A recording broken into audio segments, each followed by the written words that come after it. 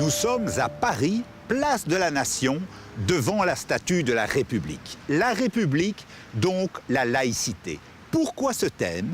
Parce que je vous propose aujourd'hui une rencontre avec la philosophe Catherine Kinsler. Ce thème de la laïcité, elle l'aborde en permanence. Quelle différence entre communautarisme et universalisme?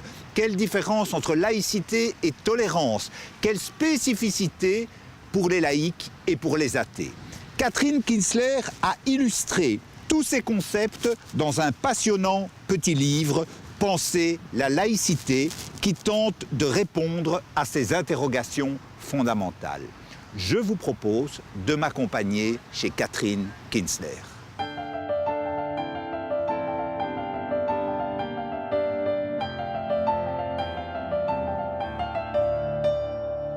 Madame Kinsler, la laïcité, ce n'est pas la tolérance restreinte de John Locke, ce n'est pas la tolérance élargie. Quelles sont les différences entre ces différents concepts qu'on utilise, je dirais, tous les jours dans les médias traditionnels, mais que vous analysez avec une particulière acuité?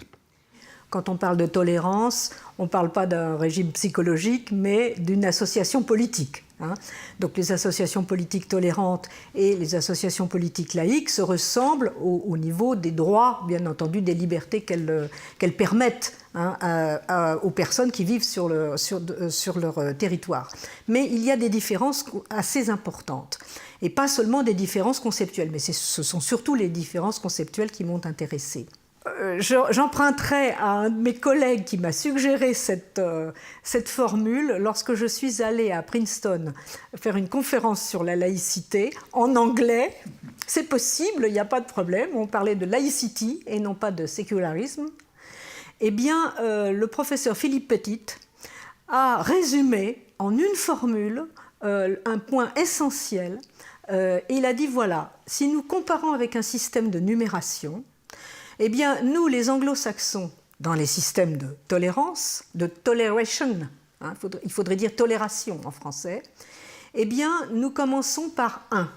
C'est-à-dire que nous énumérons les différentes positions, les différentes communautés, et nous essayons de les faire coexister, d'organiser la coexistence de leur liberté. C'est déjà beaucoup, et c'est effectivement l'invention principalement de Locke à la fin du XVIIe siècle.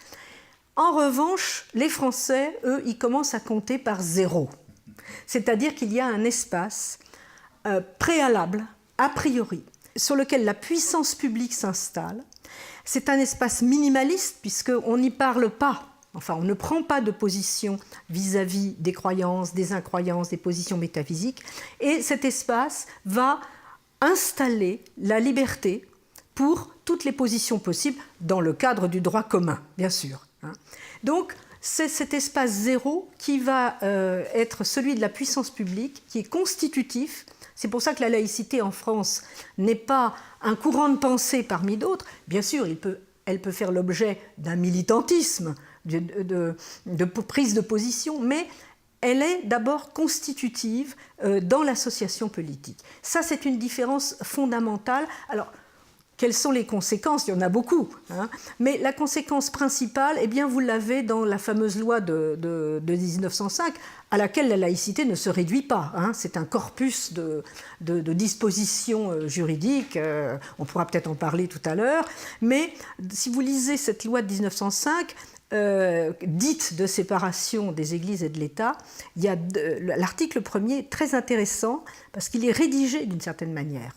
C'est important la façon dont les lois sont écrites, bien sûr. Et il y a une ponctuation forte. La République assure la liberté de conscience. Point. Donc il n'est pas du tout question de religion. Ça y entre, mais pas forcément. Il y a aussi les incroyances. Point. Elle garantit le libre exercice des cultes dans les limites, etc., fixées par la loi. Donc le libre exercice des cultes n'est pas premier. Il est déduit de la liberté de conscience. Voilà l'articulation entre le moment 0 et puis le moment 1, 2, 3, 4 où l'énumération va pouvoir se faire. Dans une association politique à dispositif laïque, toutes les positions sont licites, bien sûr, y compris celles qui n'existent pas. L'absent. Ça, c'est, voilà, y compris celles qui n'existent pas, qui pourraient exister, dans le cadre du droit commun, bien sûr.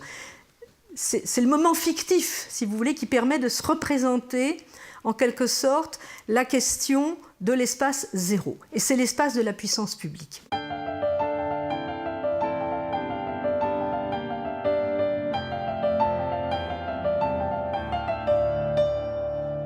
Vous écrivez à un moment dans votre livre qu'un critère pertinent et commode de laïcité ne serait pas fondamentalement la séparation de l'Église et de l'État, mais le critère du sort réservé aux non-croyants. Alors là, je crois qu'il faut remonter à Locke pour rendre compte philosophiquement de cette suggestion de test, en quelque sorte. Oui, absolument. Ce grand esprit que fut Locke a trouvé, à mon avis, la question décisive. Dans sa lettre sur la tolérance, il dit, voilà, on va pouvoir admettre toutes les positions, toutes les croyances, mais on ne peut pas admettre dans l'association politique, on ne peut pas admettre les athées. Bon. Alors, ce qui fait qu'évidemment, quand j'aborde cette question avec mes amis militants laïcs, ils me disent « Mais enfin, comment est-ce que tu peux dire à partir de là que Locke est l'un des premiers penseurs de la laïcité ?» Eh bien, il est l'un des premiers penseurs de la laïcité parce qu'il a tracé le champ, justement, ce que j'appelle une question structurante. La question structurante, justement, c'est de savoir, au fond, qu'est-ce qu'on fait si on admet les incroyants dans l'association politique ? Ou, là, la réponse a été donnée par la fin du XVIIe siècle, le XVIIIe siècle naissant, par Pierre Bayle notamment. Oui, on peut les admettre, ce sont des gens très convenables, etc. Mais ça, c'est une réponse de fait, ça ne suffit pas. Oui. La question philosophique et la question de droit, Locke la pose. Peut-on penser une association politique sur une autre forme que la forme de la foi ? Est-ce que le lien politique, le lien constitutif qui va faire le lien politique, est de l'ordre de la foi et sur la forme de la foi ? On ne parle pas du contenu, bien sûr, puisque avec le système de tolérance, les contenus sont évacués. Mais vous allez garder la forme religieuse qui va donc être, au fond, d'une certaine manière, la condition de possibilité de l'association politique. Croyez ce que vous voulez, mais croyez à quelque chose, aux valeurs, etc. Eh bien, on entre dans une pensée laïque à partir du moment où on va répondre non. Il n'est pas nécessaire de croire à quoi que ce soit, d'avoir une relation. Le lien politique ne s'inspire pas du lien de foi. Il ne lui ressemble pas. Même si on peut le croire, même si on peut s'imaginer qu'il y a une adhésion, ce n'est pas du même ordre qu'un lien de foi. Et allez, je vais dire les gros mots de la philosophie. Faites-le. Ce lien est autoconstituant. Le lien laïque, le lien d'une association politique laïque, d'une république laïque, va être autoconstituant. C'est ça qui va être découvert. Alors, ça ne va pas être nommé laïcité tout de suite. Le mot laïcité est assez récent. En fait, il remonte à la fin du XIXe siècle. Mais la Révolution française installe cela à partir du moment où on va dire, voilà, il faut qu'on puisse se constituer en association politique. Et cette association politique, elle ne doit rien à un lien de type religieux, à un lien préalable, alors qu'il soit ethnique, coutumier, etc. Mais nous n'avons pas ce moment, alors j'appelle ça le moment fiduciaire, si vous voulez. Oui, vous pouvez expliquer ? Alors le moment de la foi, le moment où okay. L'engagement du citoyen dans une association laïque n'est pas un engagement de croyance. C'est un consentement raisonné. C'est pour ça que je me suis tournée vers Condorcet, vers des penseurs qui ont saisi cette question. Parce qu'évidemment, la Révolution française est divisée sur cette question. Nous avons aussi des croyants aux liens politiques. Et l'une des conséquences les plus intéressantes, à mon avis, c'est que, bien sûr, les religions constituées ne pourront pas faire la loi en tant qu'elles sont des religions, mais elles jouiront, bien entendu, de la liberté de culte, de la plus grande liberté possible, dans le cadre du droit commun. Mais c'est plutôt l'inverse qui est intéressant du point de vue de la philosophie politique, c'est que la loi ne peut pas elle-même s'ériger en foi. D'accord. Il n'y a pas de religion civile. c'est le moment civil des religions qui est évacué par un système laïque. La foi ou les foi n'ont pas à faire la loi, les incroyances non plus, en tant qu'incroyance, en tant que position. Mais inversement, la loi n'a pas à se présenter comme un article de foi auquel il faut croire, etc. C'est un consentement raisonné. C'est le peuple, par l'intermédiaire de ses représentants, là on entre dans le système de la représentation, de la rationalité des chambres, de l'élection, etc. C'est ce peuple qui va produire sa propre législation, autoconstituante, mais aussi il va pouvoir aussi la défaire, l'amender, la modifier, etc. Donc nous avons un moment autoconstituant. Et du point de vue philosophique, ce qui est intéressant aussi, c'est que c'est logiquement pauvre, c'est-à-dire c'est un minimalisme.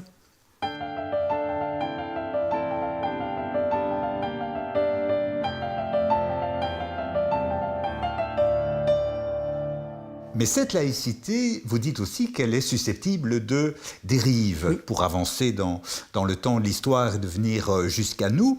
Et vous dites, vous faites d'ailleurs des tableaux très intéressants, parce que vous conceptualisez, je dirais, et vous structurez les différentes positions qu'on peut avoir par rapport à la laïcité. Vous dites qu'il y a deux dérives, je simplifie. Il y a le régime laïque, première dérive, la laïcité adjectivée. Le Front National a ajouté la laïcité positive, etc.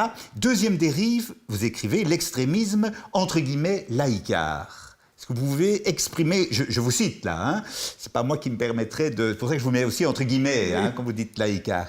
Vous pouvez expliquer un petit peu ces deux dérives que la laïcité peut prendre? Ce que j'ai trouvé intéressant aussi, et riche du point de vue conceptuel, c'est de m'interroger sur ce que ça veut dire le principe de laïcité. Oui. Bon. Et il se trouve que j'ai abouti à cette idée qu'il ne faut pas confondre principe de laïcité et régime de laïcité. Oui.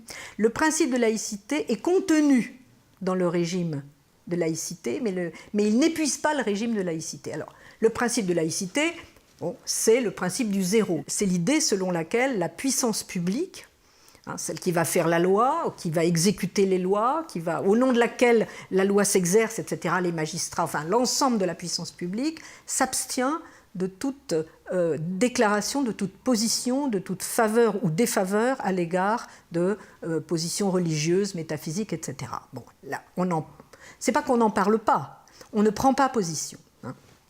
Ça, c'est ce qu'on appelle le principe d'abstention. Mais il est limité. Son objet est limité, son champ d'action est limité, c'est la puissance publique. La loi, les tribunaux, les discours officiels des magistrats, des fonctionnaires, etc. Puis vous savez tout le reste, à savoir ce qui est libéré par là. Il n'a de sens qu'à libérer un autre domaine, ce qu'on appelle aujourd'hui la société civile. C'est ce que j'allais dire, société civile. Ce qu'on appelle aujourd'hui la société civile, ce qui relève en gros du droit privé. Oui. Mais là, c'est un domaine illimité. Oui. Illimité. Et là, qu'est-ce qui s'applique ? Ce n'est pas du tout l'abstention, c'est la liberté d'expression, d'affichage, dans le cadre du droit commun, bien entendu. Si vous considérez que votre religion vous autorise à pratiquer des sacrifices humains, on va vous l'interdire parce que le meurtre est interdit, et non pas parce que cette religion est interdite. Bon. Voilà, donc c'est une articulation entre ces deux principes, c'est très simple. Bon. Mais ils ne s'appliquent pas dans les mêmes domaines, etc. On passe de l'un à l'autre constamment. Tous les citoyens connaissent cette différence. L'élève, par exemple, l'élève de l'école publique, depuis la loi de 2004, qui entre à l'école, se défait de ces signes ostensibles. Mais il les remet. Quand il sort de l'école. Il peut les remettre quand il sort à l'école. On oublie toujours de le dire, ça. Donc, c'est ce que j'appelle la respiration laïque. Personne n'est soumis à l'uniformisation de sa vie. Ni par l'État, ni par sa propre communauté. Où sont alors, Madame Kitzler, les dérives ? J'essaye de vous... Alors, où sont les dérives ? Vous prenez ces deux principes. Vous faites basculer, vous faites recouvrir l'un par l'autre. Première dérive, enfin, ce n'est pas la première au sens chronologique, mais bon, je la prends en premier. Vous prenez le principe de laïcité et vous prétendez qu'il va s'appliquer partout, y compris dans la société civile, dans la rue, dans les transports, dans les halls de gare, enfin partout.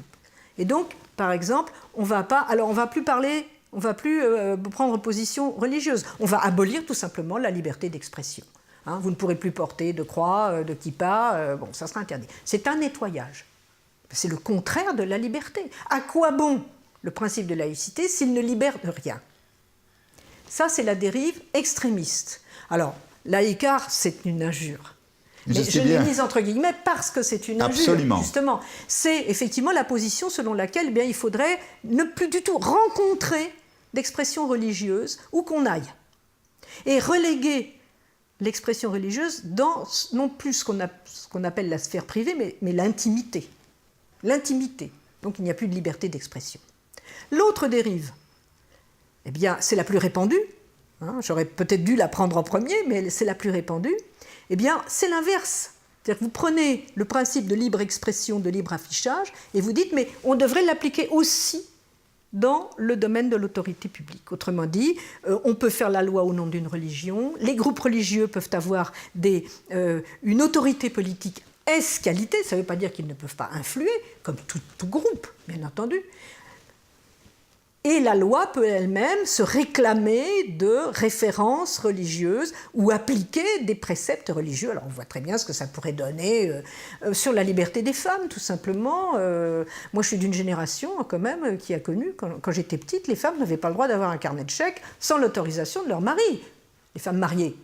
Bon, c'est quand même une loi laïque. Absolument. Hein, voilà, le corpus des lois laïques. Donc vous avez donc cette laïcité, alors on appelle, ce n'est plus de la laïcité bien entendu, mais la première non plus, mais c'est ce que j'appelle la laïcité adjectivée, c'est-à-dire accommodante. Alors il y a eu différentes pluriels, on a eu positive. On a eu inclusive, on a eu positive, Absolument. on a eu, bon.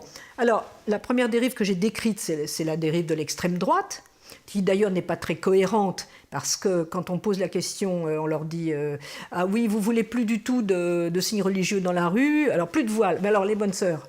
Ah ben c'est pas pareil. » Donc en fait, c'est une instrumentalisation même de cette dérive pour, au fond, pour s'en prendre à une religion et une seule.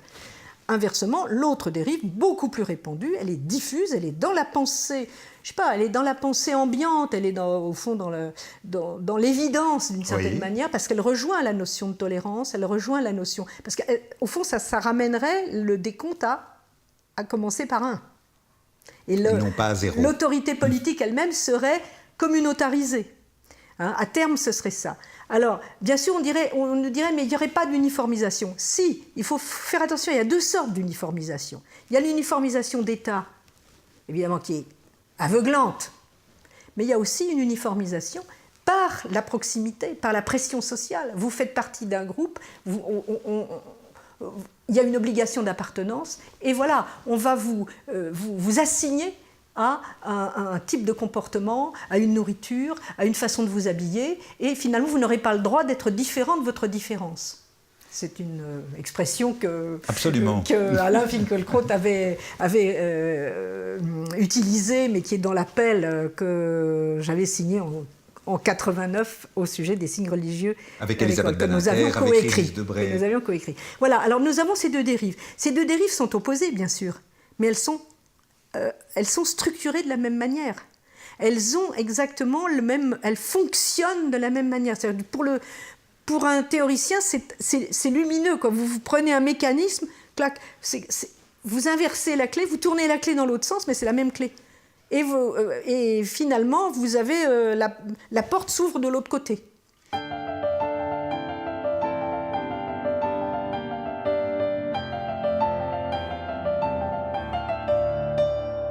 En tant que philosophe, en tant que femme, en tant que citoyenne, j'imagine qu'il y a des tas de situations, je me limite aux pays démocratiques européens, qui vous posent interrogation. Quand on voit par exemple qu'il y a dans certains cas pour les affaires de famille ou de droit civil que la Grande-Bretagne autorise des tribunaux islamiques, c'est quand même une question fondamentale.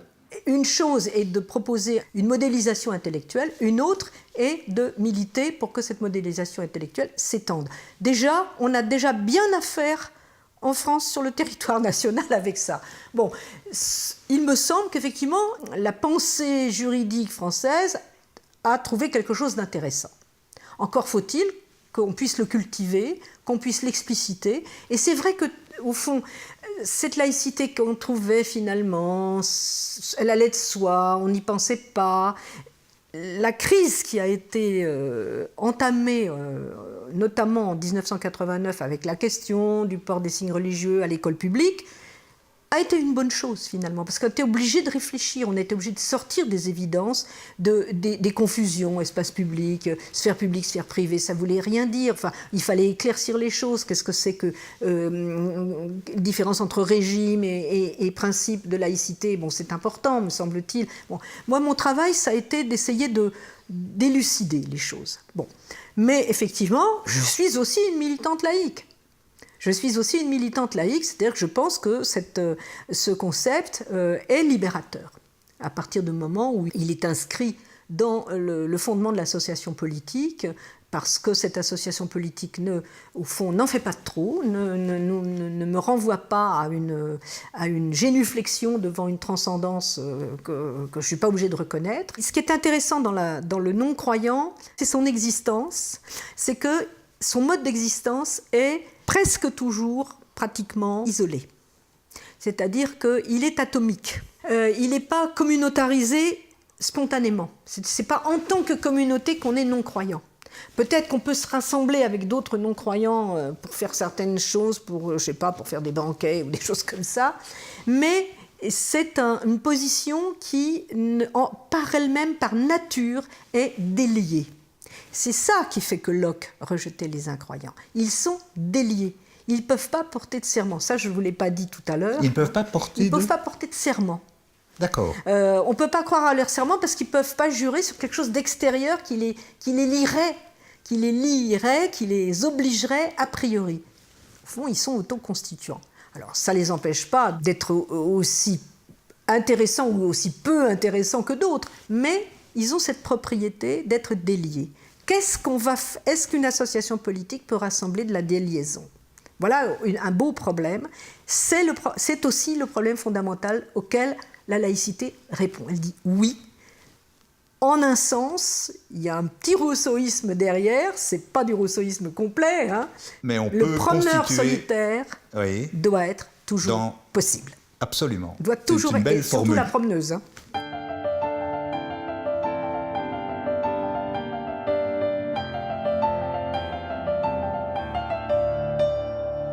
On a à la fois, on pourrait dire, un grand mouvement, je dirais, mondial de libéralisation des échanges marchands, etc., la mondialisation, et on a en même temps un sentiment qui est diffus ou bien qui est analysé de manière très, très profonde, de repli identitaire, nationaliste, populiste, communautaire. Quel est le regard que vous portez sur ce double mouvement du monde que je caricature parce qu'on a peu de temps, mais et qui s'inscrit d'une certaine manière aussi dans une forme de recul, pourrait-on dire, de la laïcité, avec point d'interrogation? À mon avis, il y a plusieurs sortes de communautés. Toute communauté n'est pas communautariste. Ce qui m'inquiète, c'est le communautarisme de repli qui, au fond, résonne d'abord de manière moléculaire, en termes d'obligation d'appartenance. Votre liberté ne diffère pas de celle de votre communauté. Et si vous faites un pas de côté, alors cette communauté va, au mieux, vous ignorer, au pire, vous persécuter. Et vous rejeter, et puis vous persécuter, et éventuellement vous tuer. On passe au communautarisme social à partir du moment où un groupe considère qu'il y a une chasse gardée, qu'il y a des membres de sa communauté qui doivent lui appartenir, qui doivent y adhérer, et que s'ils n'y adhèrent pas, eh bien, on va faire pression sur eux. Et puis après, on passe au communautarisme politique, c'est-à-dire qu'il y a des droits et des devoirs spécifiques. Bon, là, effectivement, on a l'exemple des tribunaux qui appliquent la charia en Grande-Bretagne, etc. Mais nos amis anglais, il y en a beaucoup qui sont horrifiés quand ils voient ça, hein, bien sûr. Bon, alors, c'est ça qui m'inquiète beaucoup. Pourquoi ? Parce que nous n'avons pas à offrir, au fond, de grandes perspectives politiques. Hein. Donc, il faut aussi avoir une culture critique. Et si on abandonne une ou plusieurs générations à des discours de type « toutes les opinions se valent », et encore, je mets les choses au mieux, hein, toutes les opinions se valent, vous faites ce que vous voulez, c'est mon choix, etc. Eh bien, au fond, ce sont les esprits les plus forts, les plus avides de nourriture forte qui vont se tourner vers les gourous.